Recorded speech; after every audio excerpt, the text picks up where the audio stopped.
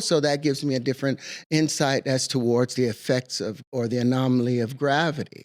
When you start looking at it from what has been and not based off of that big G has always been God in the scientific world, you have to question that sometimes. That makes a lot of sense what you're talking about, how the wave pressure coming in is helping to collapse this reality. It holds it in place. Yeah, because I mean, even if you look at the double slit experiment, when you're not observing the electrons going through the slits in this microscopic box, they act as waves of potential. But once you look, they collapse back into digital matter again. But when they're waves, they're giving you this superposition.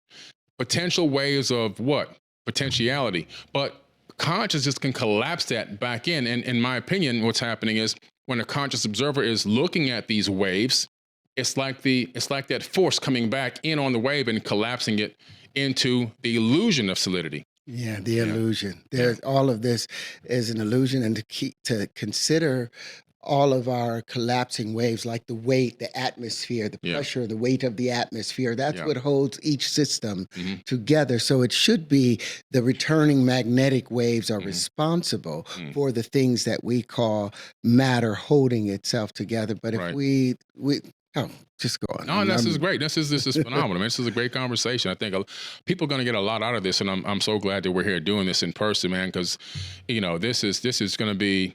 I just want to give. I like giving people credit where credit is due, and I really think you have a magnificent mind. And whether a person went to Stanford, Harvard, or MIT or whatever, it means nothing. It means absolutely nothing, because who was the first quantum physicist? And where did his degree come from? It didn't exist, right? There's no degree. There's no university. He went to the University of Life, and he got his degree in nature. And then he began to teach that to people. And then eventually they created a university. And then eventually people got a certificate for going there. You know? But it doesn't, just because you've been reminded and have repeated words and phrases and theories constantly upon itself, no matter how many times you say it, it doesn't make it true. What makes it true, like Jesus said, you will know it by its fruits. What kind of fruits have it produced? Has it just produced a lot of speculation? Then great. Then it's an imaginary thing. But if it's something that is defining universal structure, then it makes it more simpler. It doesn't make it more complex. It makes it more simple, and there's immediate application to it, and invention that will have application and improve a particular system. That should be the method.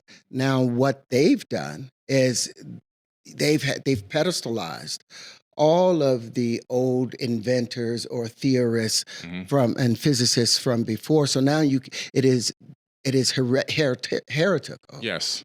Heretical to even question facts. It became a religion. It's a religion. It's a religion now, and you get burned at the stake.